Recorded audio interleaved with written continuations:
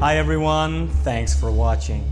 If you enjoy our shows, please like our videos and subscribe to our channel. And remember to hit the bell for notifications. And you can support us via PayPal, Patreon, Bitcoin, and through our website, ageoftruth.tv.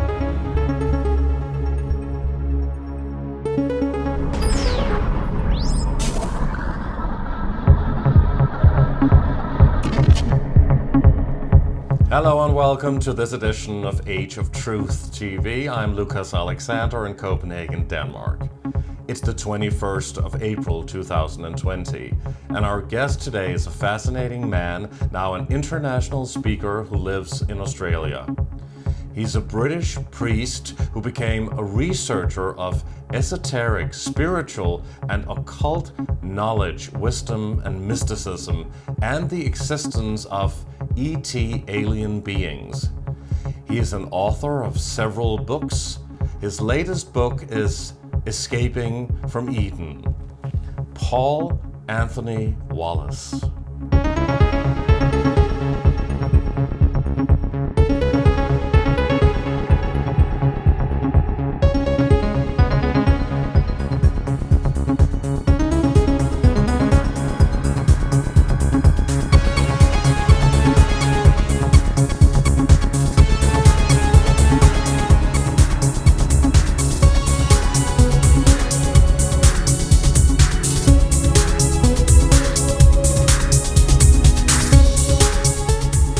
Good morning from Copenhagen, Denmark, and good evening to Paul Anthony Wallis, joining us from Canberra, Australia. You are very welcome on the show, and thank you so much for being with us.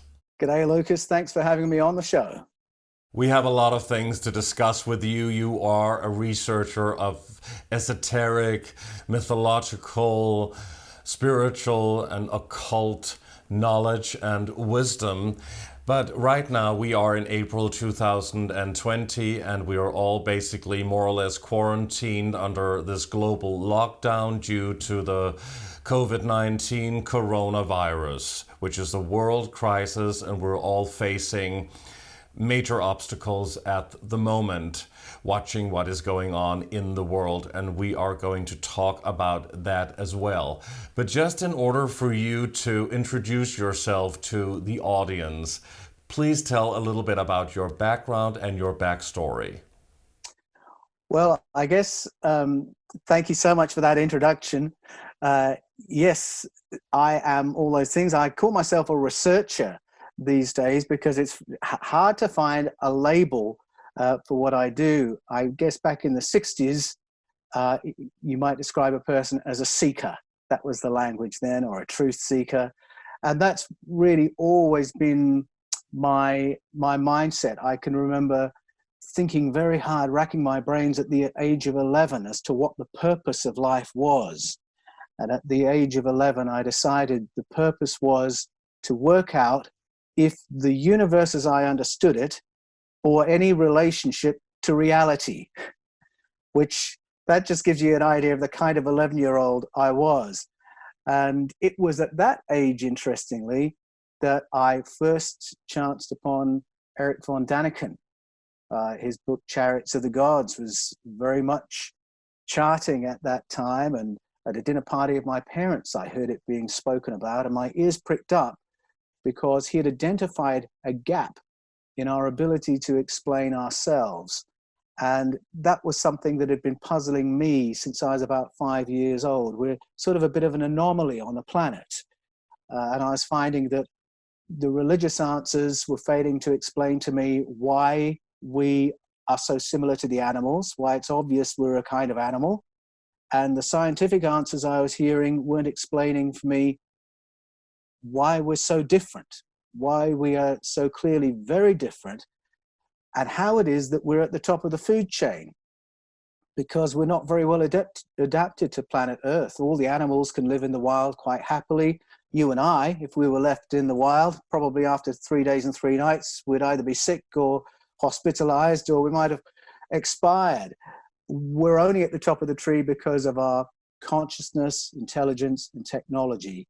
And right now we're all under lockdown all over the world. We are in April 2020, and the world has practically gone quite mad with the whole COVID-19 coronavirus situation that has affected the entire planet. So my first question to you: did the conspiratorial occultist architects and ruling elitist masterminds behind the New World Order global government agenda open a massive portal that allowed an invasion of demonic archon entities into this three-dimensional earthly realm with a covert orchestration of a COVID-19 coronavirus false pandemic? That is certainly one way you can see it, Lucas. I would respond by saying that there are clearly questions about what is going on, what is the nature of the virus, how are we to interpret the statistics that are being fed to us. And then I think at the same time, certainly in Australia, I think it's important to have an eye on how our governments are responding, what other things are happening while we're going through this crisis. Because very often, to say the very least, crises can be leveraged. Governments or deep state often have agendas they're wanting to progress, and at times of crisis, they push those agendas further down the track. And I suppose our experience of 9/11 would be a great example of that, with the invasions that followed on from that. So those would be my start points, if I can respond that way. So you don't think that it's kind of climate change, UN Agenda 21, UN Agenda 2030, depopulation, New World Order plan orchestrated from the beginning by these elitists? I think those agendas are most definitely there, and those groups will be wanting to progress their agendas through this time. And so I think when you look at how global organizations and think tanks respond in these moments, it's probably in these moments we get to see most clearly, oh, that's what that group wants. That's what that group wants. Oh, this is what our government really wanted to do. And I think it's important for us as individuals to take stock of the moment for ourselves and say, well, what am I going to bring? What do I want to see happen? How am I going to leverage this for myself and respond? Most people are not aware of this New World Order agenda, but if they actually look into this, all the presidents and prime ministers, heads of states and people of certain importance on the planet have at one point or another spoken publicly in the news about wanting to implement a new world order. And Henry Kissinger is of course famous for that. He even wrote a book about it. And we also have Bill Gates, who's been pushing vaccines, talking about a one world and depopulation. And now he even came out the other day saying that the world will not go back to normal until people get mandatory vaccinations for this COVID-19. Indeed. And certainly mandatory vaccinations is something I've heard different groups advocating for a little while over the last few years, and getting a little bit more aggressive with that push each time. So again, I'm not surprised to hear that case being made very strongly during this crisis. But I think, to respond to what you're saying, a lot of people don't want to join the dots, because if they do, the picture that emerges can be quite overwhelming and can seem quite disempowering. And when people pick up an idea that there are unaccountable groups, whether it's in Europe or in global organizations that have a lot of unaccountable power, they might not want to think too much about that, because where does that leave us, and what can we do in response? So I think there's a certain resistance to seeing the connections and seeing the big picture. Because people are afraid of this awakening, or they refuse to believe that something like that could actually be orchestrated on a massive scale. Some people said also, if you create a little small lie, nobody will will really believe it. So you have to orchestrate a massive, giant, major lie in order for people to really think that it's the truth. Well, yes, I suppose that's right. And it's not so much, I think it's more that people don't want to think about it. It's not necessarily that they don't believe there are these groups and these agendas. Because it's overwhelming, because it seems disempowering, they don't want to think about it. And of course, that's very helpful to people who want to be unaccountable and push agendas forwards. This is a time, and I think it is a time when people are becoming more conscious, more people are waking up, more people are joining the dots. And I've found people in all generations are now disinvesting themselves from mainstream narratives and just believing what they're told on the news by authorities more than I've ever seen in my lifetime. And we're seeing mass mind control indoctrination through the mainstream media. Yes, we are. Of course, we have unique technology in the 21st century by which to achieve this. But every empire in every age has had a way of entraining its population. And it's very often through controlling the media and overwhelming people with entertainment.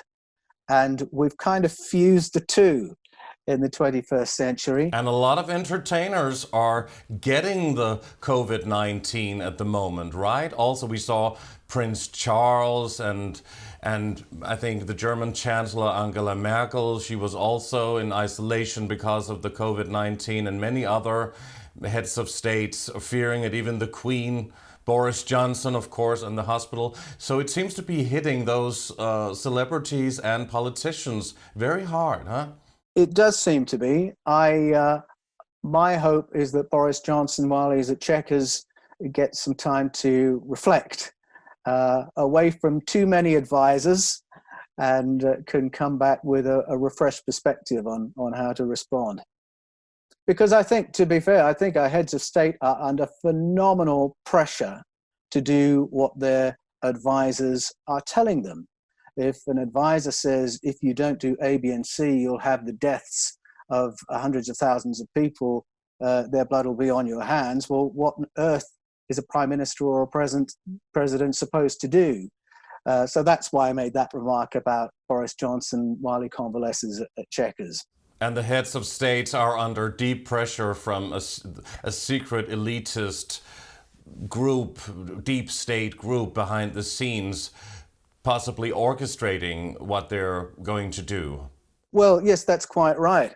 I think when people are introducing themselves to the idea that there are powers and advisors that have a little bit more clout than our heads of state in moments like this, I'm just reminded of something that happened to me when I first became a parish priest, the priest in charge of my own parish, many, many years ago.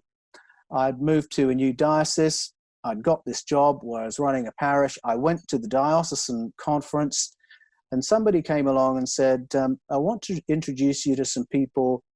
It'll be very helpful for you to know them if you're going to be working in this diocese for any length of time. And I didn't understand what he was telling me. And he walked me into this room, an unlikely collection of people. And in my naivete, I said, oh my goodness, it feels like I've just walked into a secret society. And the room went deathly quiet. Obviously, I had.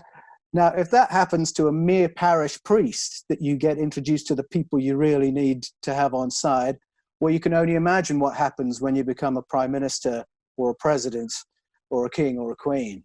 So my essential question, because we're talking about these elitists, and obviously it's quite known that they are very involved in the occult and doing these satanic ritual magic and sacrifices even.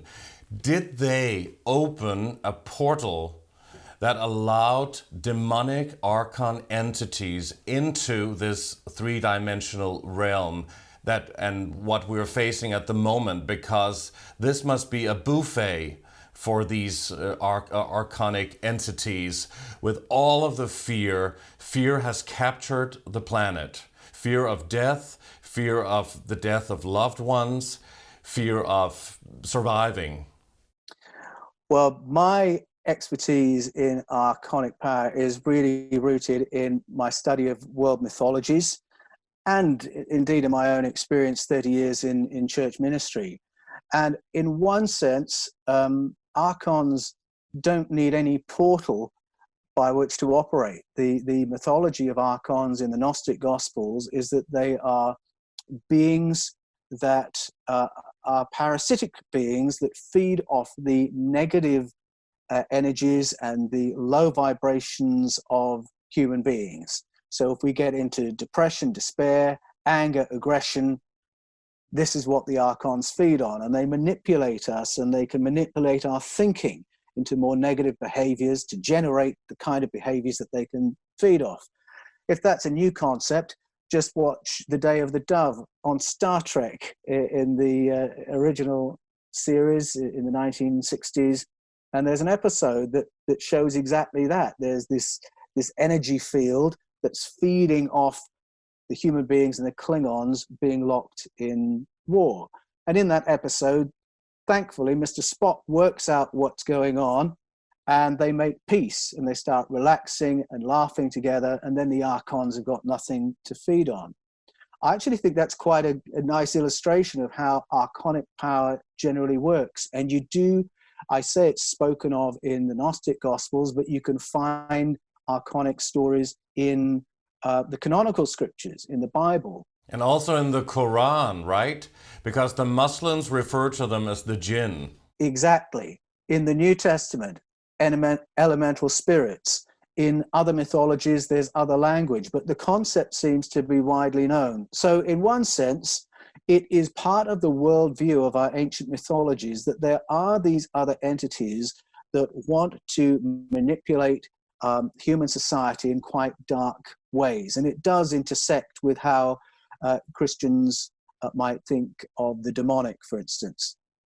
But on the other hand, indeed, there's another side to it where the language of a portal, I think, does have some purchase. And there's a moment in the New Testament where the Apostle Paul says, in your anger, do not sin, do not give the devil a foothold.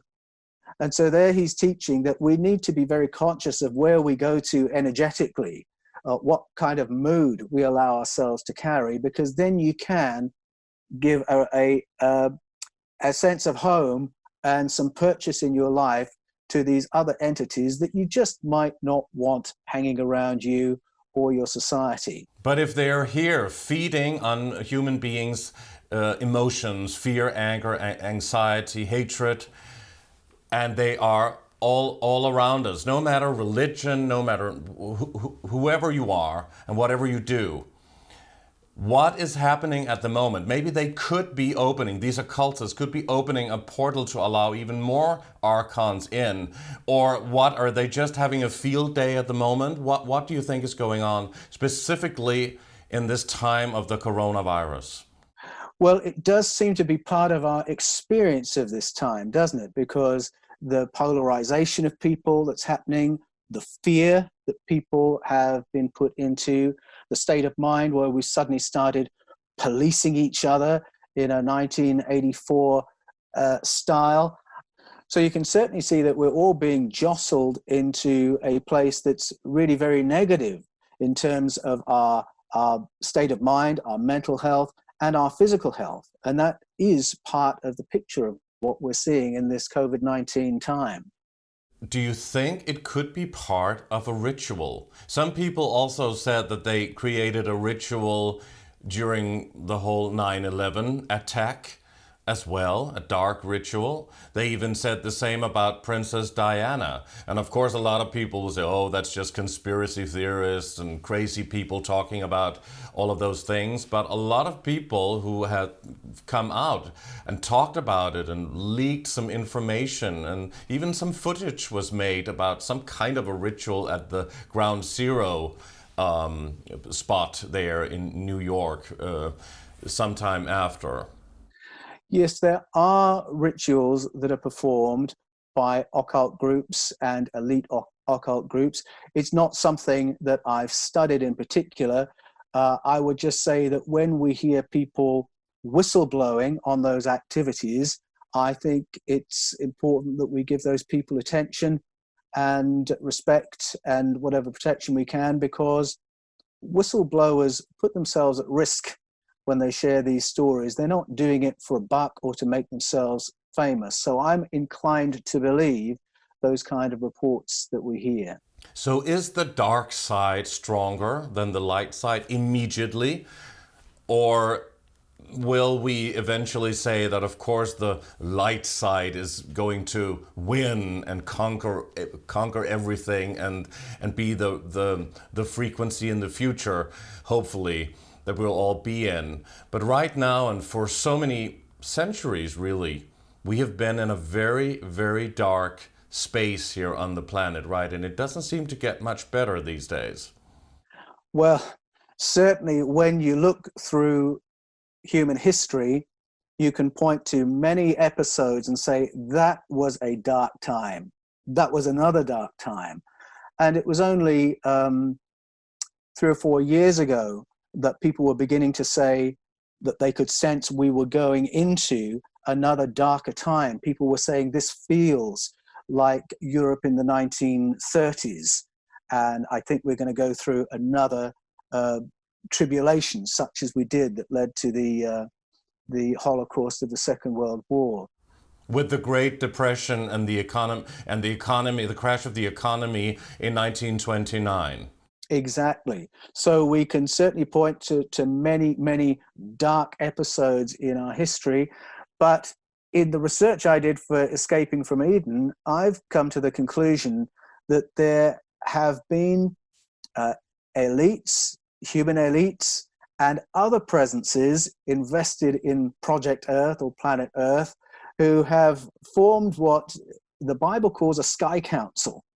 And it seems to be an uneasy committee or an uneasy truce among factions, entities who have or believe they have a stakeholding in planet Earth, and they are just about maintaining some kind of stability among themselves. That is what our ancient mythologies tell us. Are you talking about a galactic council, what is referred to as the Galactic Federation of Light?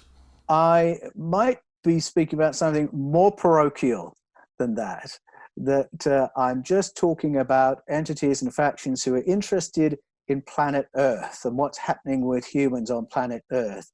And in my study of world mythologies and ancestral narratives, that's the picture that's emerged for me. And it appears that there are times when that compact among those factions is more stable than at other times. So in many world mythologies, we have a record of the arrival of some other beings from outer space who came and hybridized with human beings, and it caused a huge ruckus and controversy. It's there in Genesis 6, it's there in the Sumerian narratives, it's in other narratives around the world. And that seems to be a moment where that compact broke down a little bit. The prime directive of don't disclose yourselves, don't get too involved, seemed to be broken at that time. Some researchers claim that they made a treaty, these otherworldly entities, these ET, different ET groups, when they arrived here on Earth or after a while, and there were a war going on between Atlantis and Lemuria. And then they created a hybrid slave race that we know now as human beings. But then they didn't expect a soul to enter into our bodies. What are your thoughts on that theory? Yes, that certainly reflects the layers of the story that I found in my study of Genesis. And my approach on that has been essentially one of studying the vocabulary in those stories. It tracks in parallel with the Sumerian narratives and others that really reinforced that idea that there was a colonization of planet Earth, that our ancestors were modified for the purposes of those who'd come and colonized us. And then there was a bit of a tussle as to how conscious and intelligent they wanted us to be. Well, all that's happening at this level. But I agree with Plato's explanation of where ultimately we all came from. And that is every conscious, sentient, intelligent being is part of the same explosion of consciousness with which the material universe began. And that was the sort of overarching picture that Plato had, that in the beginning there was this unified field of consciousness, and then it fractalized into the material universe. And when you ask what that looks like in nuts and bolt terms, you're talking about the theory of panspermia, which ends up with related species scattered all through the galaxy. And so there are stories happening at a couple of levels there. You've got beings like us who are in competition with each other, coming into contact, some conquering others, some modifying others. But then there's this overarching picture of where did we all come from? Where did our consciousness come from? And I actually think there is something quite unique. This is the belief I've come to, quite unique about the fusion of consciousness and animal life that we are as human beings. And I think at least some of the presences who are here observing planet Earth are here for exactly that reason. To observe. To observe and to learn what is this human experience. But a human baby just born would not be able to survive for very long without being attended to. Whereas animals, they have instincts. They know what to do. They have a sense of where to go, how to survive. But obviously, humans don't have that. And we're supposedly a much more evolved race. Our consciousness is higher, we can speak, we can communicate. The animals do everything in a different way, instinctively more so.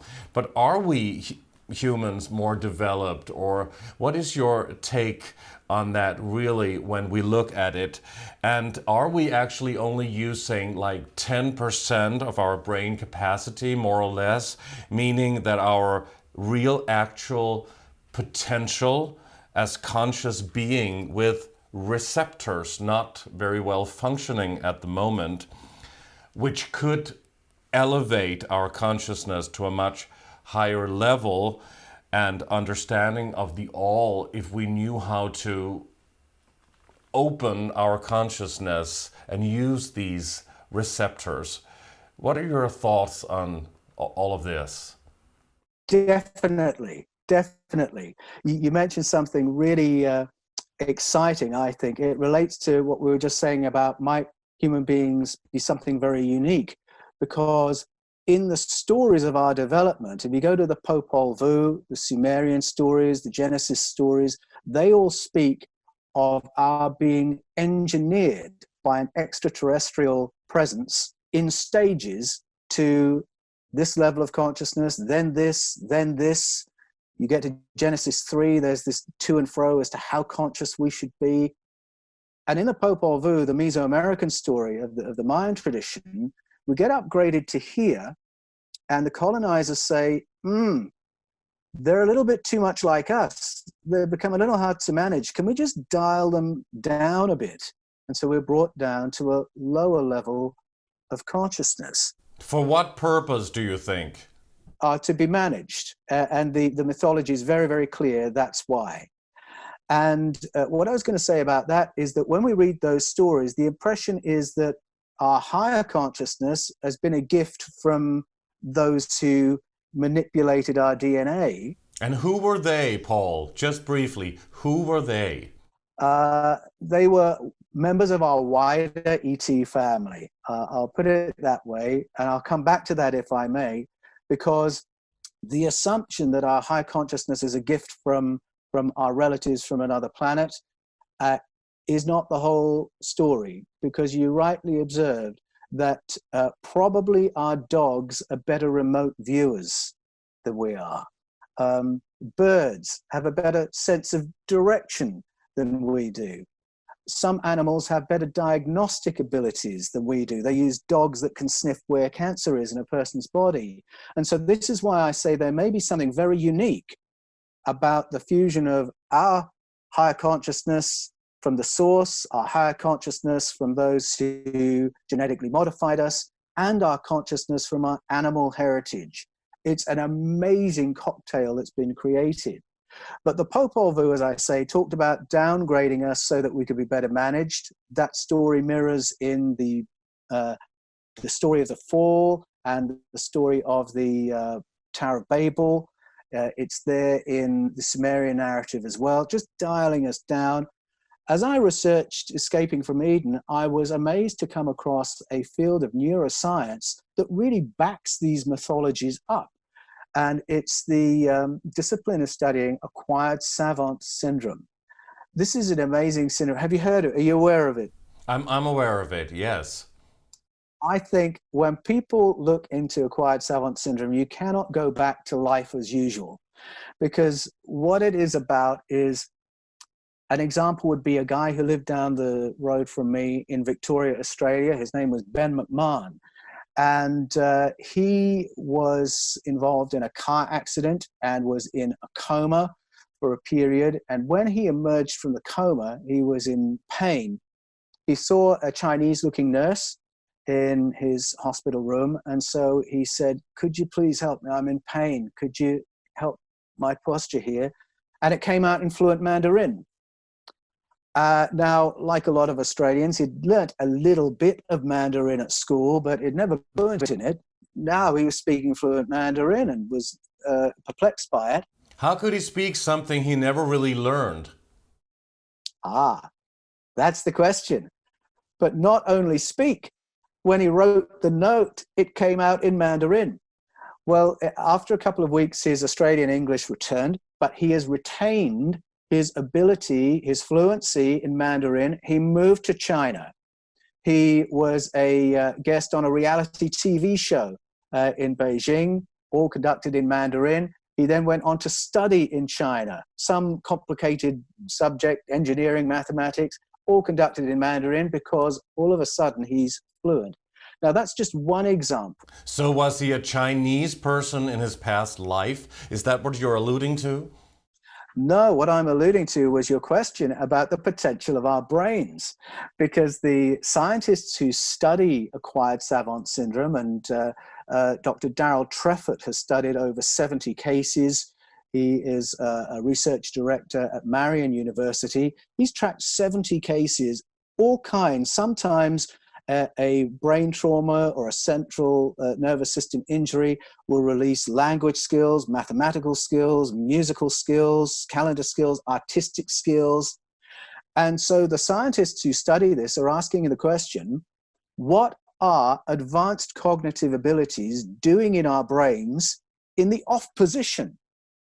It's totally counterintuitive. An injury to the brain should lower your capacities, not extend them. But what they're finding is that our brains are capable of much, much more, but that something is inhibiting the function of the brains. And they use that language, that acquired savant syndrome is a disinhibition of our brains functioning. Well, I listen to that and I think, what are inhibitors doing in our brains? If I go to the world's mythologies, they have an answer. They were put there. We were dialed down so that we could be more easily managed. And acquired savant syndrome is a wonderful piece of evidence towards it. So we all have the ability to speak all languages, or what? Potentially so. Maybe I can be a fabulous piano player if I can work out how to unlock it. And this is what these scientists are saying. That's a little bit different, though, isn't it? To suddenly have an enhanced talent that suddenly emerges, but to speak a totally different language, or many different languages, or even all languages, that's man-made. Indeed. That's different from an instinctive talent. like a piano playing, a young little genius Mozart type. It is different. They're all remarkable, and equally remarkable people who have these central nervous system injuries and suddenly their minds are full of advanced calculus. I mean, that's as much like learning a new language as anything else. But do you think it's programming? Is it programming from before we were born and put here? Or is it something from, let's say, a past life experience? Like this gentleman suddenly speaking fluent Mandarin. Well, Noam Chomsky, about 30 years ago, did more than that, I think, did some research demonstrating how our brains are hardwired for what's going to be our maternal language. Well, that's what's been demonstrated. So I would wonder what else might we be able to demonstrate 30, 40 years on? What else are we hardwired for? And the question is about, can we unlock it? Because this is what the researchers are asking. Can you unlock these things without having a car crash, without having a brain injury? And it seems to me, as I looked at the cultures that produced the mythologies I've mentioned, they all have mystical and shamanic approaches to doing exactly that, trying to make us more conscious and extend our cognitive abilities. And that I'm very, very interested in that path. And when you say shamanic, you don't mean necessarily how we understand shamans today using ayahuasca for expanded consciousness, or what? Or is that possibly a good thing to try in order to access this? Or should we stay away from something like ayahuasca or even LSD and mushrooms? Well, around the world, different mystical traditions or shamanic traditions have had different tools, different aids, different approaches. And there are many cultures that have something like the ayahuasca ceremony, which induces, it's a tea that induces an altered state of consciousness. And the experiences that people report when they come down from these experiences, the correlations are absolutely fascinating. Plato was very open in saying that some of his data came from the Greek equivalent to that, which was the kykeon ceremony. Go to other cultures, you've got smoke and smoking ceremonies, other modalities for altering the state of consciousness. But my introduction to shamanic practices was through Christianity, through Eastern Orthodoxy. And there's a saint I particularly love called Saint Seraphim of Sarov. And what enabled him to start doing things like precognition, remote viewing, was a pattern of controlled conscious breathing. And that's the one that I'm the most practiced in. I'm not an expert in kykeon or ayahuasca. I have friends who are, but my approach has been controlled conscious breathing and the impact on our consciousness that that has. And that's not mind expanding drugs, obviously. No, it isn't. It's about being more awake, essentially. So why did you choose to become a priest, preacher, pastor, minister, whatever the term is, a follower of Christ? Why choose religion, one specific religion? Isn't that just a clever tool to control people? Hijack, mind control, human consciousness, like possibly all human-made organized religions? It certainly can be. And how you've just described religion was absolutely my first impression when I was 5 years old. I was at our Church of England school, and the principal, Mrs. May, said, Mrs. Clark's class are going to come in and teach you all a new hymn. And the hymn began with the words, when Jesus was a little boy. And the hymn went on to say, when Jesus was a little boy, he was good as gold. He was perfectly behaved. He always did what his mum and dad said. He didn't give his school teachers any problems. His behavior was perfect. He behaved beautifully, and so children should you. And that was the message of the hymn. And I sat there at the age of 5 thinking, that's pathetic. that is so transparent. They're just trying to get us to toe the line. And that was my first impression. I went home, I talked to my dad about it. And so my belief was, and it was funny because it was like an object lesson in how religion can hijack Jesus, how institutional religion can take Jesus and turn him into a tool for social control. And that was my view until I encountered Eric von Daniken at the age of 11. And in a roundabout way, that led me to becoming a Christian. And the key thing for me in that journey was to work out that the credibility of Jesus and the credibility of institutional religion are two totally separate questions. And once I'd separated them in my mind, I could see that Jesus actually had a lot of credibility and was well worth following. And that was the decision I took. It was accompanied with quite powerful spiritual experiences that showed me I was tapping into something quite real. But you had to follow the rules of the church in order to become a practicing priest, right? The rules of the church. What do you have in mind? The difference between the church and the actual message from Jesus. The Bible is man-made, huh? Written by men. That's right. What you're saying is right. And every pastor and preacher feels that tension of being a seeker, of wanting to work out what Jesus is on about. But then there is this job, and then there are these group expectations. And for the most part, just as in any job, you're made so busy that you don't often get the time to really reflect and get the headspace to say, all right, let me just step aside from all the business for a moment, come back to the sources and work out what's going on. Because on that journey as a preacher, and I love preaching, it forced me to engage with the biblical texts and other texts as well.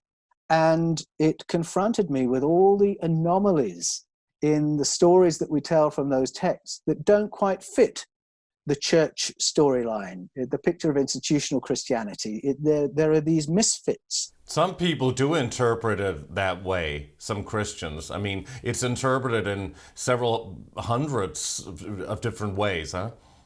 Well, that's very true.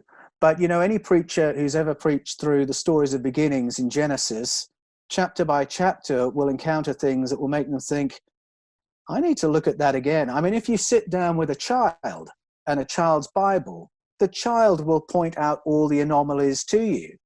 Why does it say, let us make the humans to look like one of us? One of who? And then you've got the snake turns up. Who's he? Didn't God know something was going to go wrong there? Why did he make him? And then the death penalty for eating a piece of fruit, and now God's genociding people. A child will ask all these questions. And any adult, if they're really honest, will say, that doesn't quite make sense. I must look at that at some point. And for me, it was just a few years ago that I finally thought, right, I really need to drill down into these anomalies, because I could see that these anomalies are really the vestiges of the earlier story on which our current stories are based. And all the holy scriptures are written in code, correct? Well, there are layers of meanings. Absolutely, there's layers of code in it. There's layers of symbology. And then there are layers of story. So when you read the current version of Genesis, you're reading a version that was written around about the 6th century BCE. There's a very wide scholarly consensus that all those texts were reworked at that time to turn them into a story of monotheism. But they were something else before. Before they were the story of Yahweh, they were the Elohim stories. That's the earlier word. And the exercise I did as I researched Escaping from Eden was to translate that word because it's a plural form word, masculine, plural form. It takes plural verbs, exhibits plural behaviors. And as soon as you read the stories that way, they flip and start lining up with all these other ancestral narratives and world mythologies, not least the Sumerian ones. And that's the door that opens up and takes you into ET territory. And that was what I found as I sat down and did the research. But do we find truth then here when looking at religions? Because why is your way of believing more correct than other belief systems? It's all just a belief, right? It's all an assumption. I mean, why a certain way of practicing being a Christian? Why not a Muslim or a Hindu, Jew, Buddhist, you name it? That's a great question. And I think, for instance, when that edit was done in the 6th century BCE, there was very much an us and them, we are right agenda being written into the retelling. And part of what I look at in Escaping from Eden is the question of what would have happened if the debate in the primitive church had gone the other way, because in the early days, there were very significant church fathers who were saying what I'm saying in my book, who were affirming Plato and not taking a fundamental reading of the current version of Genesis. The difference that makes is that it's a much more open story. It gets us out of the us and them narrative. It gets us into a story where God is expressed through all of us. Where God is the one in whom we all live and move and have our being, where we realize that the Spirit has been poured out on all flesh, not just us and not them. And I think if the certain excommunications hadn't happened, if the votes had gone the other way, then we would have had a Christian tradition that was far more open and affirming of world traditions than perhaps has been the case in the 2,000 years since. So God, in your opinion, is no longer an older man with a long white beard sitting on a cloud in heaven? To be fair, I never pictured him, God, quite that way. And I didn't think the teaching of Jesus portrayed God in quite that way. But what I would say is that through the research I did, my image of God has become far, far bigger.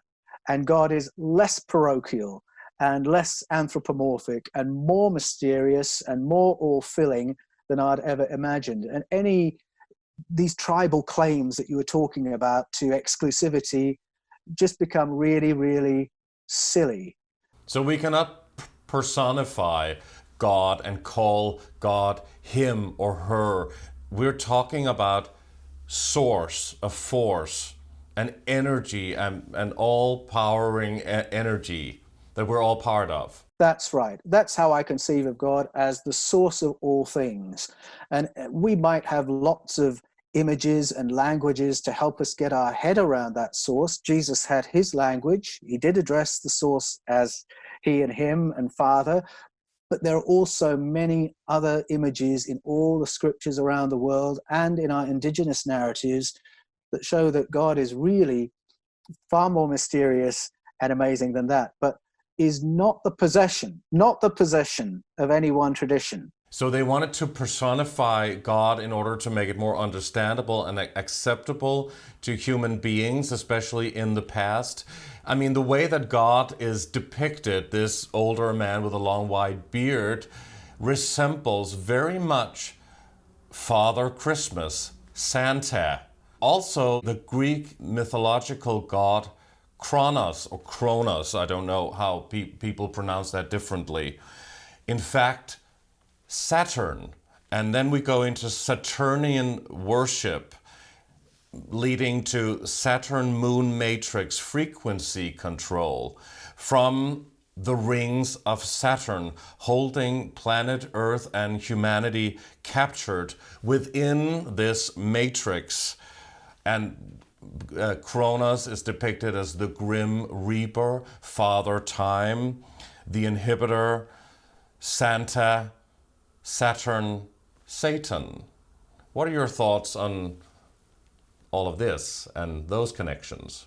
I think that the kind of image of God that we were just talking about, that's very open, an idea of source, spirit, divine power to which everyone has access, is not as useful to the powers of empire as an organized religion with a father-like God at the top of it.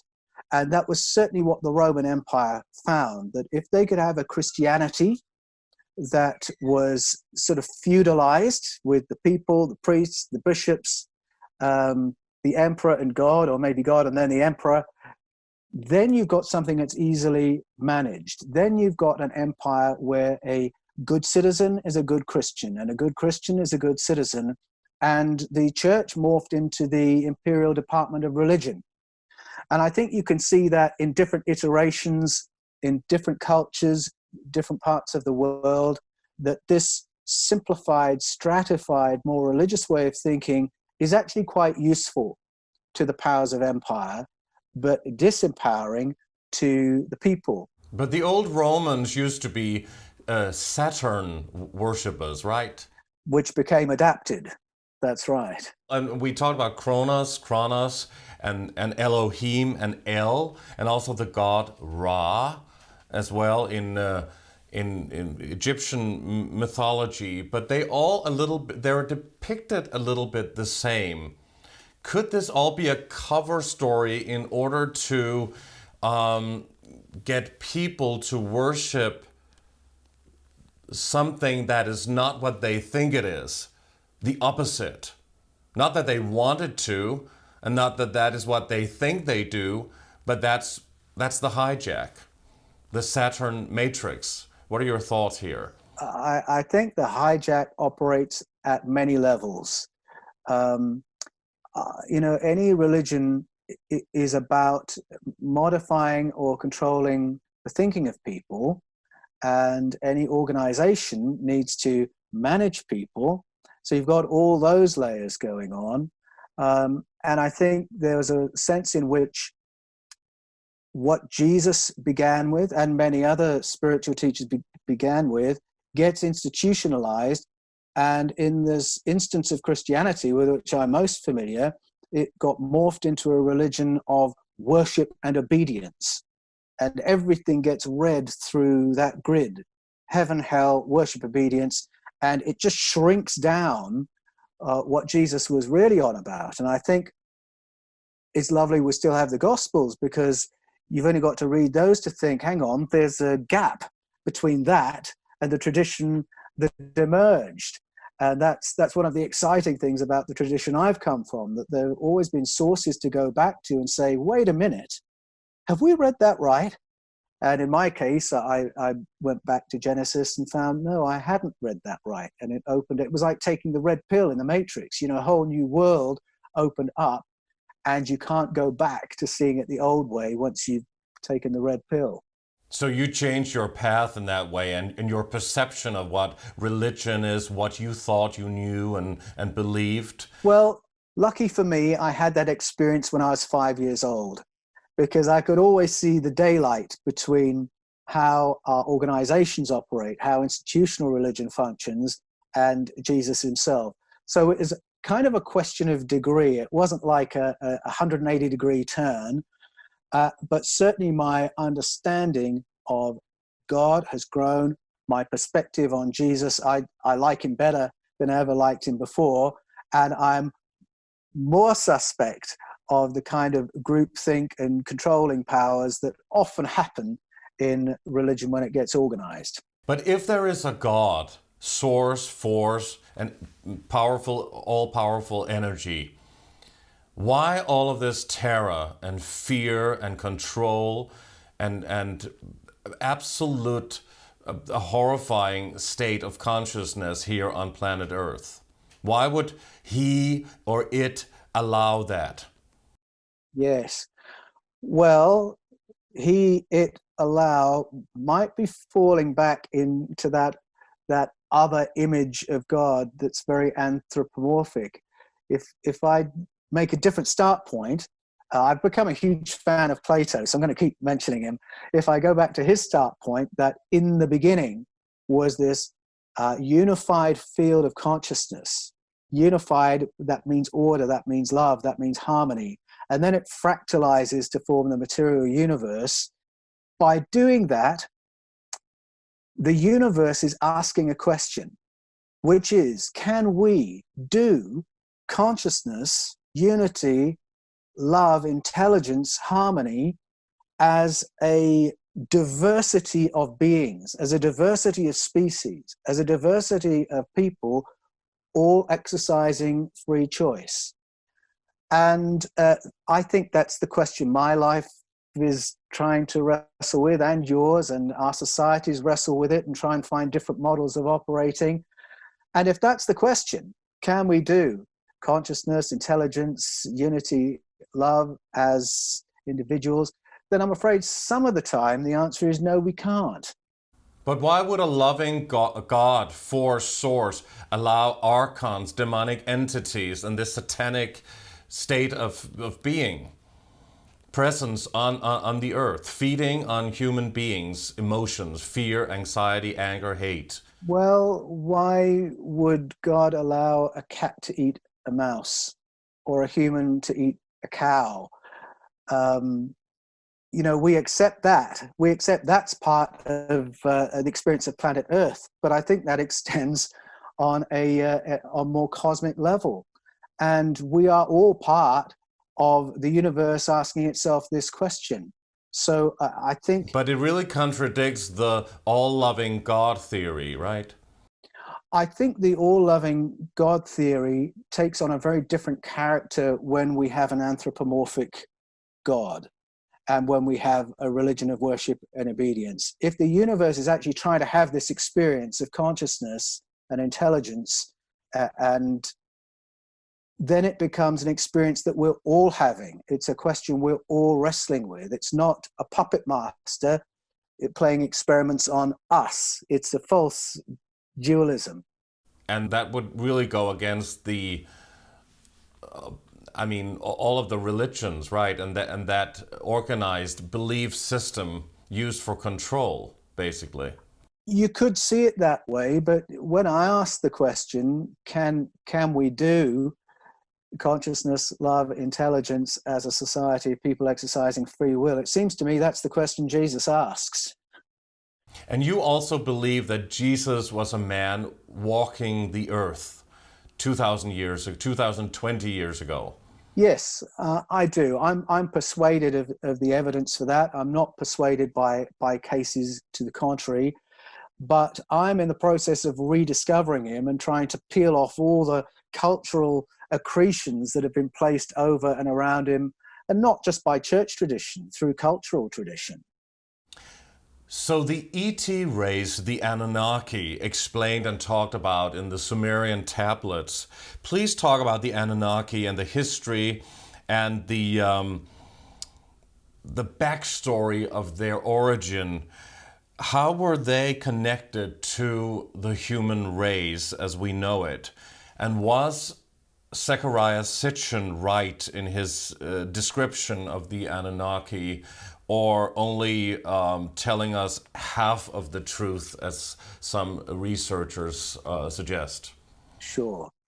Well, if I approach the question of who were the Anunnaki, where did they come from, I can go to a couple of places. If I go to the Sumerian texts and the cultures that sprang from them, the Akkadians, the Assyrians, the Babylonians, then the first thing I can say is they came from the sky. They came from the stars, and the descent of the gods to planet Earth is the beginning of the story. I might go to another place, which is the theory I mentioned before, the theory of Panspermia. And that's the theory that the genetic coding for conscious, intelligent life is something that's been dispersed throughout the galaxy and throughout the cosmos. And that when that genetic coding lands on a hospitable planet, it generates forms of life such as we're familiar with. When I was researching Escaping from Eden, I was amazed to discover that from the very beginning of the field of DNA research, there have been very eminent scientists who have believed and taught that. Francis Crick, the co-discoverer of the double helix of DNA, believed that and taught it, that our genetic coding and of all life on Earth came from outer space. Other eminent people, Leslie Orgel, Carl Sagan argued for this in the 1960s. From where specifically? From where specific, in terms of the seeding? Some people say the Lyrian star system, Lyra, or the Pleiadian, or some of those star systems. The short answer is yes. So if the theory of panspermia is right, then there is life similar to us all through the cosmos. And if we are listening with an open ear to our ancestral narratives, then yes, the Pleiades get mentioned a lot. The Sirius star system gets mentioned. Orion gets mentioned. And they are the Nordics, or? Yes, there seems to be some kind of a correlation between stories of benign interactions with species from other planets and the Nordic stories. So if you listen to stories of the Pleiadians among Native American traditions, those are benign interactions. They will talk about people coming from the Pleiades and helping us learn how to be civilized, how to live on planet Earth as a civilization, teaching us agriculture, how to cultivate crops, how to make beer, teaching us about sanitation, health, medicines. That's all part of those stories. So there is that correlation. As to getting back to the Anunnaki, they are neighbors from somewhere. Now, there are people who have very developed ideas as to exactly where. That's not something I've been able to answer conclusively from my own research. When we come to Zecharia Sitchin, I think the real vitally important contribution he made was to say something which had not been said with adequate clarity in the time since we could first translate the cuneiform tablets in 1835. And that is that the stories of the sky people, the stories of the Anunnaki, are stories of an extraterrestrial species intersecting with the story of our ancestors. It's there in the stories. People debate as to whether he's translated Anunnaki correctly. Those who came to earth from heaven, I actually think he's got that right. But the stories themselves unpack that narrative, that they were sufficiently similar to us when they arrived that they could hybridize with us to upgrade our ancestors to become their, what can I say, general population, workforce, slave species, to use the emphatic language of it. So the Anunnaki looks human, or are they what some people suggest, a reptilian alien race? Yes, I have heard people make that suggestion. The story of our genesis suggests that we look somewhat like them. That's there in the Sumerian story, and it's there in the Mesoamerican story, it's there in Genesis. So I think we look somewhat like them is my start point. Where the reptilian aspect comes in, I'm not sure, but in Genesis we have a number of different kinds of ET presence named. Because as I mentioned before, there's this Sky Council where not all the factions are seeing eye to eye. And it seems to me that you don't have to get far in the narratives before the hints become quite overwhelming. We have populations from different places who have turned up and are bumping up against each other as they try to manage Project Earth. So please talk about the benevolent ETs and the malevolent ETs. How many species or races are you aware of? And who are the good ones and who are the bad ones? Well, we could start thinking in those terms, who are the good guys and the bad guys, but just like any good story, the good guys have got some things we might not like, and the bad guys might have some things we think are good. But certainly, Genesis begins with a benevolent interaction with another species. I believe that's what emerges when we do the work of translation and then read it alongside other narratives. I believe in Genesis 1, what we're looking at is a planet that's been devastated by a cataclysm. It's flooded, it's shrouded in darkness, and then these entities arrive and hover over the waters, and the Popol Vuh describes the conversations they have. How do we nurture life on this planet? And how do we nurture life in the oceans? How do we nurture plant life, animal life, and then sentient life? And that story plays out in all three of those traditions. It begins with the clearing of the canopy. This pall of dust and ash and soot that shrouded the planet in darkness has to be gotten rid of so that the sun can start powering all the forces of life. And then we have separation of waters. That's the beginning of the Sumerian story and the beginning of Genesis. And then the nurturing of life forms culminating in us. This is the story of the Bible. And the Sumerian narratives and the Mesoamerican narrative and the Popol Vuh. They all finesse each other in telling that. So that seems to me like a benign interaction. It's what we do for one another. When a country is devastated by a tsunami, flooding, earthquakes, we go in to help them rehabilitate and recover. And I think that's the first story of ET contact we have in many of our narratives. That's where the memories of our civilization go back to. So that's a benevolent one. But can you specify the races? Where are they from? What type of race are they? Yeah, the benevolent ones, as I say, if we are listening to traditions that identify stars, then I think you've got the Sirius star system and you've got the Pleiadian peoples mentioned. But even there, we might have to concede that might not be a single race. That might be a whole group of civilizations who have come from there.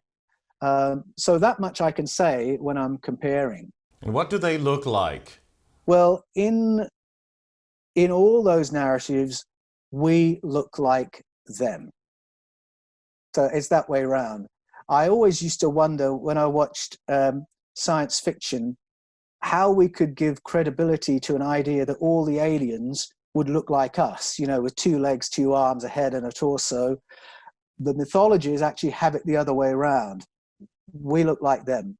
But ultimately, we all look like each other. We're all part of that same seeding. So there are traditions that talk of other kinds of entity.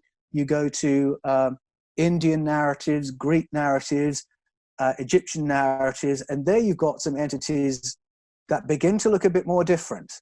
The Babylonian legend of the Apkallu, you've got creatures, if I can say, that the people were struggling to describe. Were they aquatic? Were they humanoid? And so then there's a great mixture. And that's there not only in our written narratives, but of course in our artistic canon, going back thousands of years. So a whole plethora of relatives closer and more distant, I would suggest. But as you go through the narratives, you can identify, here's a different faction with a different agenda. Here's another faction with another agenda. Within Genesis, I'm finding at least 3 distinct demographics and hints at far more.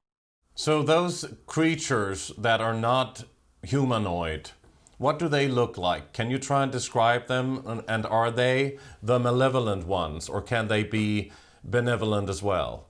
Well, if we look at the Apkallu, which is the Babylonian tradition, that's a story of people coming from somewhere, I don't think it specifies where, gives our ancestors the tools of civilization. When I say tools, I mean quite sophisticated tools: engineering, mathematics, money, banking, law, written language, literature. They are described as, artistically, they're described as looking like fish, but walking like human beings. But you have to ask, what was being seen? What was the scaly skin? Was that their skin? Or was that what they were wearing? Something that was absolutely fine-fitting and a texture that we'd never seen before, and it looked like scales. You look at the carvings, it looks like they're wearing fish skins as they walk around. So you might look at those traditions and say, well, they must be reptilians. They're reptilians. They've got scales. They must be bad. well, maybe, maybe not. They taught us all these things. But on the other hand, were they a similar demographic to the ones who were managing us and who colonized us and the ones who sent us into the mines of Southern Africa 200,000 years ago? Was that the reptilians that a lot of researchers talk about? I think there are other entities that might be more reptilian than the Apkallu, and the narratives around those are darker, are more negative, and they seem to be beings with rather less empathy towards human beings. You can find stories within our world mythologies where the powerful ones seem to exercise decision-making in a way that regards us perhaps in the same way we would regard cattle. So perhaps not being intentionally cruel, but not caring about how we are individually or as a species. And the reptilians seem to fit more into that kind of space. And using human being as a food source, huh? Well, yes, and certainly when you get into the archonic stories, you've got that aspect to it. And they're often depicted also in the Holy Scriptures as snakes and dragons and reptile beings like that, huh? They are, but there the picture becomes a little more confusing, because some of these dragon entities and serpent energies are not bad guys. So the serpent in Genesis 3, for instance, that entity and his faction, that was the faction that wanted to upgrade human beings to have a better human experience. So I would give that serpent entity the thumbs up. So I think that was a good move. Mm-hmm. But all that gets distorted, of course, in the retelling, because in the retelling, the serpent becomes Satan, becomes the devil, becomes the counterpoint to God. But you read the current version and you know something's not right, because in the current version, God wants human beings so unintelligent that we don't even know we're naked. So you know that's not the right reading. There's something else going on. And when you go to the pluralized Elohim version and it lines up with the Sumerian, you realize that the snake entity corresponds with Enki, corresponds with someone who's actually wanting to enhance the human experience. So it's very important. This is why, you know, who are the good guys, who are the bad guys can get it gets a bit more layered and a little bit more subtle the further you delve into these stories. So you definitely believe that we have a soul, right? Yeah, I believe that before we have this human experience, we are already in existence as consciousness. And we never die? Yes, I think as consciousness, we never die. So we can find this in Buddhism and Hinduism. We can find it in other ancestral traditions. And I believe it's there in the way Jesus describes his own story. Because in the Gospels, if you go to John, for instance, it says, in the beginning was the Word, and it means Jesus. In the beginning was the Word, and the Word was with God, and the Word was God. Then the Word became flesh and dwelt among us. And then in John 17, towards the end of the Gospel, Jesus is saying, I'm now going to return to you, Father, back to the glory we enjoyed before the foundation of the world. So there's his story arc. Consciousness becomes human and then returns to divine consciousness. It parallels the story of Buddhism, and that's my belief, that we're consciousness first and then we're humans. So what about reincarnation then? The karma wheel cycle, possibly recycle of the soul going back to another being, another body on Earth. Yes, reincarnation has a far wider pedigree than we often think. We associate it with Eastern traditions like Hinduism, Buddhism, but go to Plato, he believed it, and you can find it in other traditions beyond. And there were church fathers at the beginning of the Christian tradition who were very open to that explanation of things. I am fascinated by how Plato describes what happens when we die, because it corresponds with a lot of what we hear from people who have near-death experiences, out-of-body experiences, that in those moments they experience interactions with other spirits, with other kinds of entity, with other beings. And usually good and benevolent ones and relatives looking their best. But could that be a deception by these archons taking another form, speaking to this, our soul consciousness, leading them astray, leading them to make a choice to come back with a wiped memory into a new body, this recycling factory that religions refer to as heaven? Well, I personally haven't had a near-death experience, but I'll just report what I've heard from people who have. Plato would be included in that. And that is that they have experienced, and people experience this in altered states of consciousness through the kind of tea rituals we were talking about earlier, where they experience what's like a coaching conversation. So those who have these experiences and come back, they have a conversation that is coaching them about their life and how they're living their life and whether or not they want to return or go on to something else. And sometimes it can be a tough love kind of conversation, but it's a positive interaction that they report. Plato had that experience when he did Kaikion. Many people who do ayahuasca report a similar experience. And the picture that paints is that when we leave this material life, we are coached through the implications of what just happened to us. What did we learn? What state are we in? What things are we going to have to leave behind or process before we move on to the next thing? So we're not complete. The soul is not complete. The soul is not, let's say, good enough, to use a more primitive term.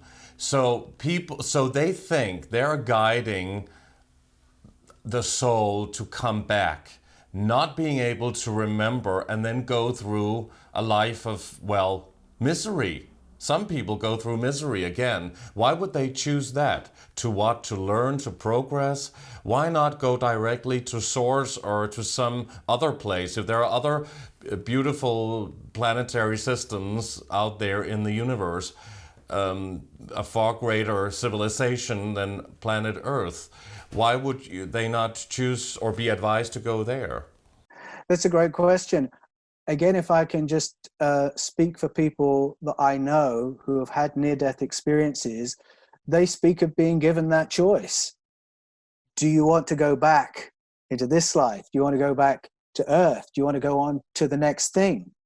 And that the decision is not made for them. The decision is put to them. But what if it's a relative, though, Paul? Meeting them there, looking better than they did when they died, possibly younger and being able to walk and be happy. That's what a lot of near-death experiences are talking about, that's what they have encountered and seen. But are the relatives there? Could that not be archons in disguise? Projecting themselves, if everything is holographic anyway, if nothing is solid because we are, nothing, atoms have no solidity. And if you go really close to it in a microscope that we don't normally have, then everything dissolves and nothing is solid. So everything is in a way holographic in nature, huh? And what about just the dimension beyond this three-dimensional realm where we experience everything through our five senses? If a near-death experience is similar to a death experience, then all I would say is that people seem to come back having benefited from this coaching experience.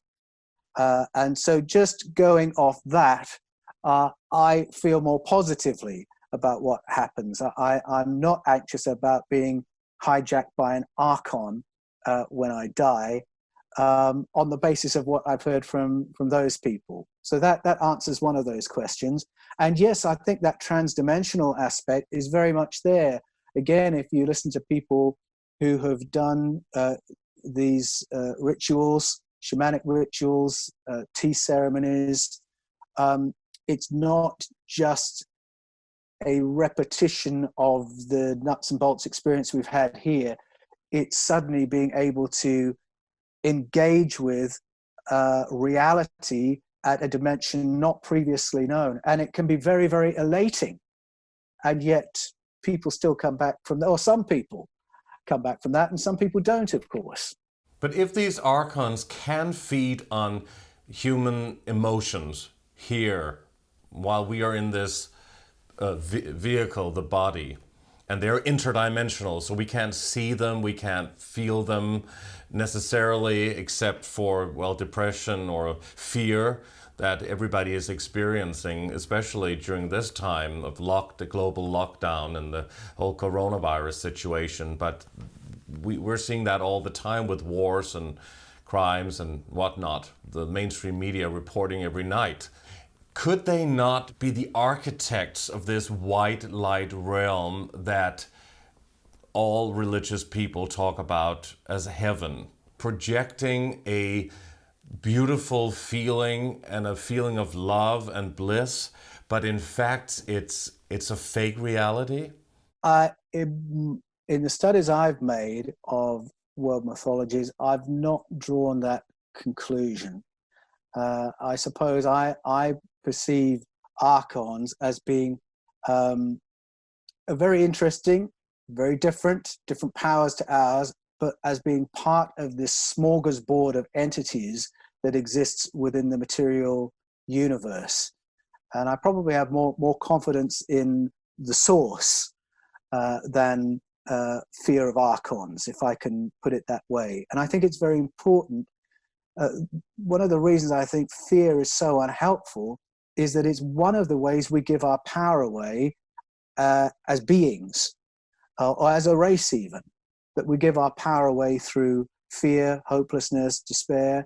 And I think we need to recognize we're sovereign beings and be very deliberate and conscious about our state of mind and our emotional state. And not be able to be hijacked or, well, persuaded once our soul leave the body and go into that other realm, or the tunnel of light that people talk about. If you even want to go into that, perhaps people can understand that if they would know that they are sovereign beings, they could make their own decisions. That's right. In the same way that we need to live life as sovereign beings here, making our own choices, observing ourselves, understanding ourselves, and choosing what emotional state we're going to live out of. I think that's when I come across many of the Archon stories, that's the moral of the story, to be a sovereign being, not be hijacked, whether it's by an archonic power or a human power or a political power or by groupthink power. Freedom of speech is extremely important, and now you're a public speaker, and you have a certain message. Why did you choose to go on that path to try and educate people and talk to them about all of this esoteric and spiritual and more elusive stuff and material? I think every one of us has something that makes us tick, something we can't help doing. And I think my pattern of learning and sharing the journey, it's probably that for me. And it was that really from the beginning of my spiritual journey, from when I was about 17 years old, when I went through 30 years of ministry. Now that I'm writing in this field, it's really the same thing. I'm on a journey, I'm learning some stuff, I'm finding it exciting and life-changing, and I just want to share that. And that's probably what makes me tick. That's what drives me. So history lessons taught to us when we were children in school, that's incorrect. That's actually a deception, not a truthful story, not how history actually was. Well, I think the older you get, the more you realize there may have been another side to every story that you've ever heard. And that's certainly the case of the official chronicles of history that our civilizations and cultures tell. This is why I think there's such power in, I talk about indigenous narratives, because they don't become the official story. So if I ask the question, how come, you can go all around the world and listen to all kinds of indigenous narratives and hear a report that we are in a populated universe. How come that has never become the mainstream narrative? I think our ancestral narratives are a tremendous, tremendous gift. Credo Mutwa has just passed away. He was the curator of the ancestral narratives of the Zulu people. Oh, he passed away. I didn't know that. At the age of 98. Oh, wow. And he is a wonderful model of the storyteller, the one who passes the knowledge, the indigenous knowledge, from one generation to the next. He influenced David Icke a lot. Profoundly, profoundly so. And I think that is the great gift to us. If we want to, there's a saying that we live life forwards and understand it backwards. And as we seek to interpret our lives, the lives we're living, the world we're living in, I think our indigenous narratives are tremendous gifts. All right, we've been taught certain things by our culture at school. Now we have the opportunity to find out what are the other stories and then work out what to do with those. So what about all the different human races on this planet right now? Why do we look different? You spoke to us earlier about being partially black, even, or partially African, even though it's not seemingly very visible. And you are married to an African lady, and you've been a lot in Africa. But why do we what's the explanation in your view, and maybe in the more esoteric, or in terms of, I don't know, in relation to alien existence, the different races on the planet, Asian, Arabic, African, Caucasian, you name it? Yes, it is fascinating, isn't it? I am a blend, as you rightly say. I've got Ghanaian, other West African, Welsh, English, Swedish, French, all blended together. And sometimes I reckon I can sense which bit of my personality is the Welsh bit, which bit might be the West African bit. It's really intriguing. Culturally, it's intriguing, and physically, it's intriguing. At one level, you could say, if we've got all this genetic coding landing on planet Earth, would we expect everyone to look the same? But then why are there these patterns? It's not that we're different species. We are a single species, although two breeding groups, of course, according to our blood type. But that division doesn't correlate with racial differences. So that's a mystery. I'm excited to find out what DNA research has to unpack about that. I haven't heard much on that subject, and maybe because it's a hot potato. Some researchers into all of this mysterious stuff, they talk about that the different human races actually originate from a specific planetary system where they look like that. Yes. Like the Nordics are depicted, you know, like we here in Scandinavia, blonde, blue-eyed beings, and then there are African beings, Asian beings, and all kinds of races just from different planetary systems, but all human type forms. I can follow the logic of that you guys look like the Nordics, that we from Africa look like Unkulunkulu. It makes some kind of a sense, but I don't think we've yet found the DNA case for that. That's why it's still a bit of a mystery. Some people say that we, or some researchers into all of this also say that we are a cross hybrid between mammalian ET, an ET race, and then reptilian. Why we have the reptilian brain as well. And the fight and fright state of being. Yes, those are really interesting questions. And I am fascinated by eminent researchers into DNA and the human genome, people like Maxim Mikulov, Vladimir Sherbak, who spent 13 years studying the human genome and came away saying, this did not happen randomly. There's evidence all the way through here that this was intelligently engineered.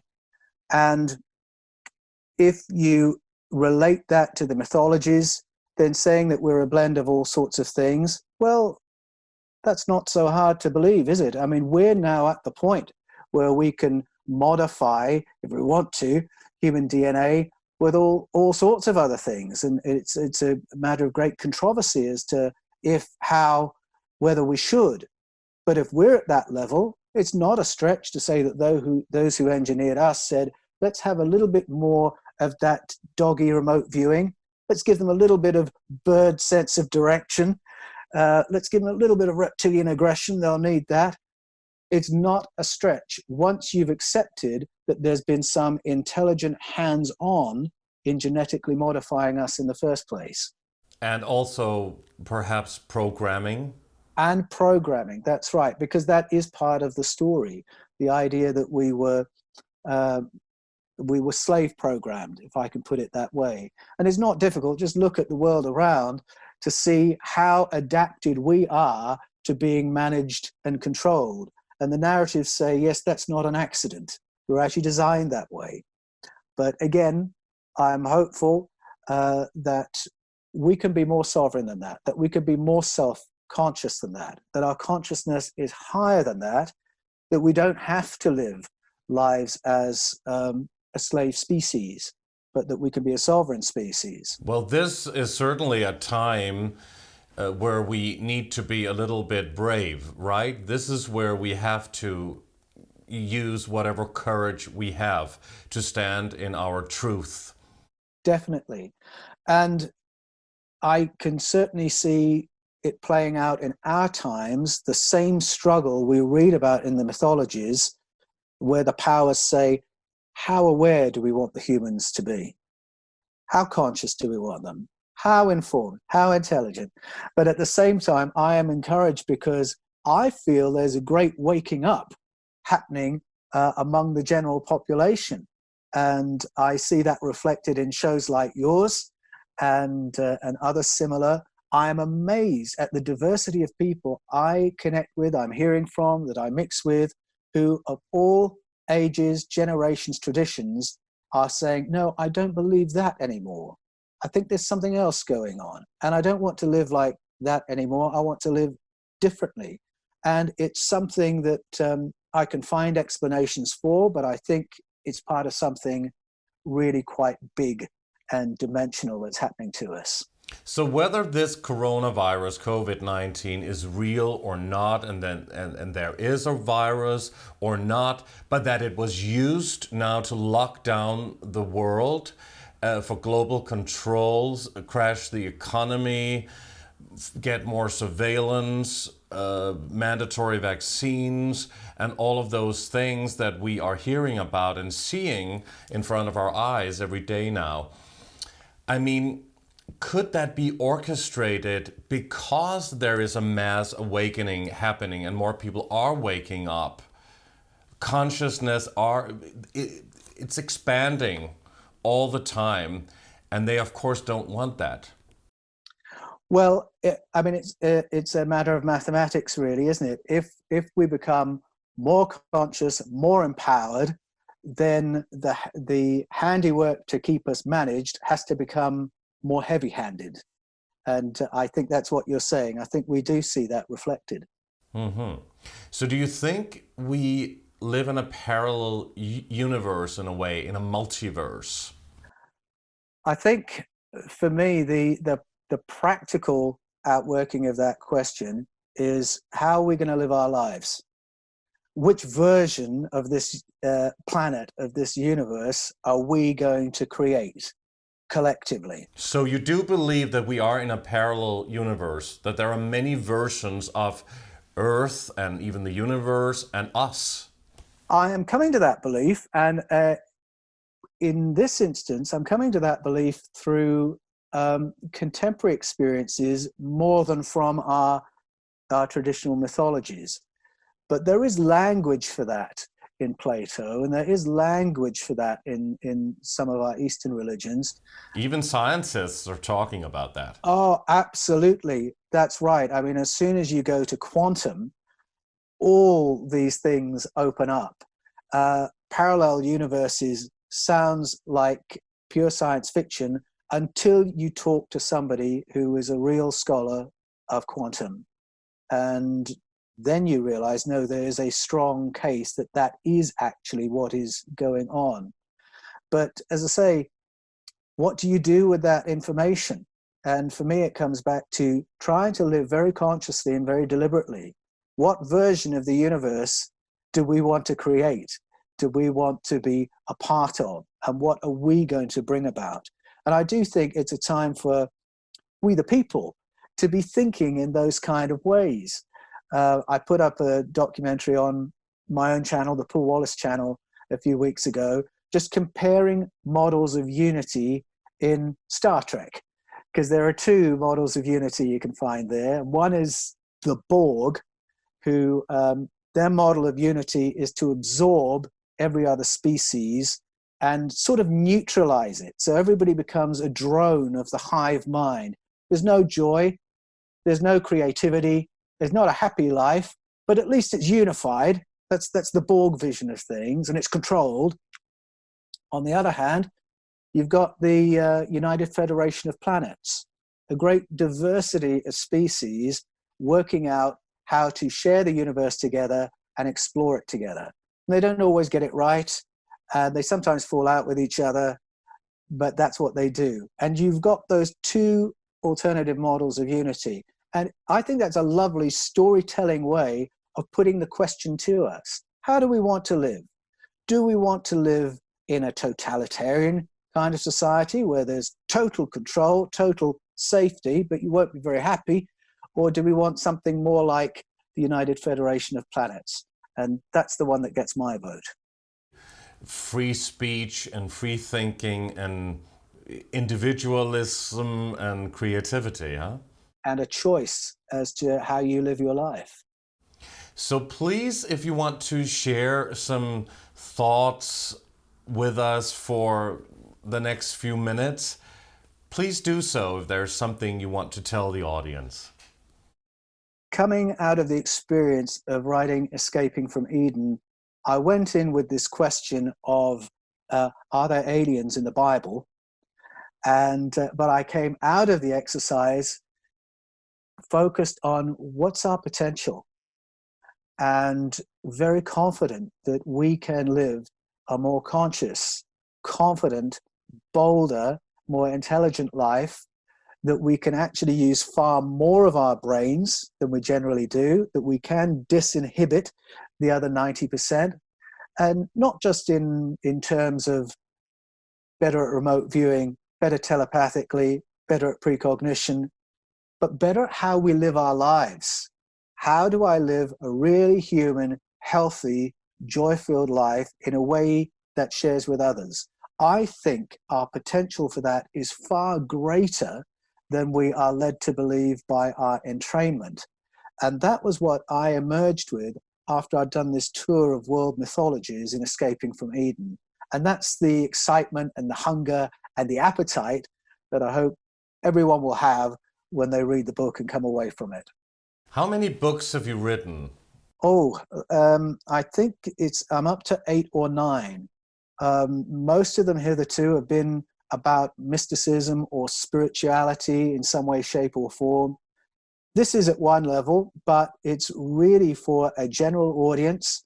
The subtitle says what it's about.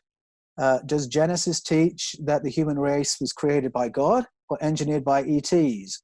And I've written it in such a way that somebody who would say, what a load of nonsense, could pick it up and read it and enjoy it and come away saying, there's some things I need to think about there. It's written for people who may be of a spiritual bent, who say, well, that's a total misfit, isn't it? God and ETs, what's this about?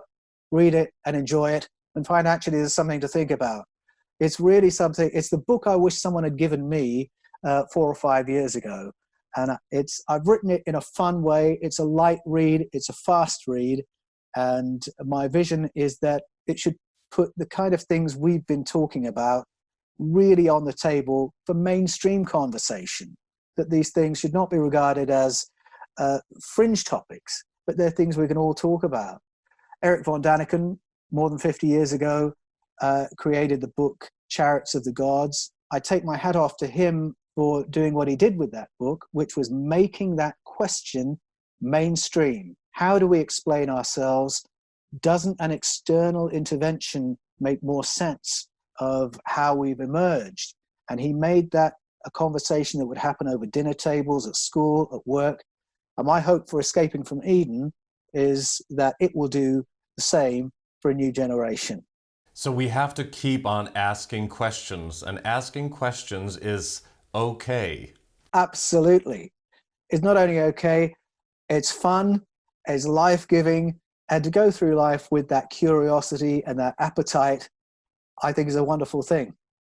How can people purchase your books or read more about you, find more material if they want to go in depth about your backstory and your thoughts about this and that and everything? Sure. Well, you can go to Amazon, Kindle, Barnes & Noble, and you can order Escaping from Eden right now. It's being released in the UK on the 24th of this month and in the USA on the 1st of May. So you can read the book and share the story that way. You can go to the Paul Wallis channel on YouTube. That's Wallis, WALLIS. You can find me on the Fifth Kind TV. And I have my website, which is paulanthonywallis.com, Anthony with an H and then WALLIS.com. And you'll be able to follow the journey of Escaping from Eden and the other research that I'm now involved with. Just before we end, do you have a final message for people during this difficult time? We are in April, as I said, in 2020, global lockdown, many people are quarantined. Just your final thoughts, perhaps a positive message for people watching this. Certainly. I think whatever our thoughts about the virus or how we interpret it, we really have been jostled and pushed into a place of fear. And I think one of the best ways of managing that is to make a conscious choice to move towards love rather than fear, because they're kind of counterparts. Fear pushes others away and love welcomes other people. Love moves towards other people. Fear closes you off. And even in a lockdown, even in quarantine, you can move towards love. You can communicate with people. You can phone them up just to see how they're going, like we did in the old days. My mum and dad have been very blessed by people who called on them and said, are you okay? Do you have everything you need? They're a little bit older. They've really appreciated that. I find when I go out in the morning on my bike ride, in the afternoon for my walk, because we're allowed to do that around here, people are acknowledging each other in a nicer way than is generally the case around these parts. Usually we ignore each other. Now we look at each other, we greet each other. How are you and your family going in this lockdown?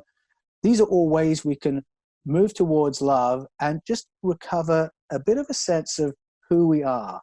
Exercise that sovereignty and decide, I am not going to be a creature of fear, enslaved by every fear that's broadcast to me. I am a loving person, and I'm going to express it in these creative ways. And I think when you make that choice, it actually makes surviving and thriving, even in these times, a whole lot easier. So social distancing is the opposite of love. Well, what we're being told to do is really physical distancing. And I would say, all right, do what you're being asked, physically distance, do it out of respect for others, but don't social distance. You can still talk, you still got the phone. You can still contact people in other ways. It's a time when we need to, even if we're physically distancing, where we draw closer to each other and look out for one another. It's been very exciting and fascinating to have this discussion with you, and I'm sure there are so many more topics and things that we could discuss, and maybe we could do that at a later date. That would be great. And it's been very wonderful and great to have you on the show, Paul Anthony Wallis. Thank you very much for doing this interview with Age of Truth TV. Lucas, thank you so much for having me on the show. Great. It's a privilege for me to be on your show. I love what you do, and I love how you do it. You've got such class and intelligence and dignity in the way you, and I think it gives your show such a credibility that it invites a wider audience into these topics, and that's why I really love what you do. Thank you so much. That means a lot. That was very wonderful to hear that. Oh, thank you. Thank you so much to Paul Anthony Wallis, and thanks to all of you for watching Age of Truth TV. You can support us by clicking onto our website, ageoftruth.tv. And please like our videos, subscribe to our channel, and hit the bell for notifications. Your support is greatly appreciated. On behalf of the Age of Truth TV team, we thank you so much for watching, and we'll see you again soon.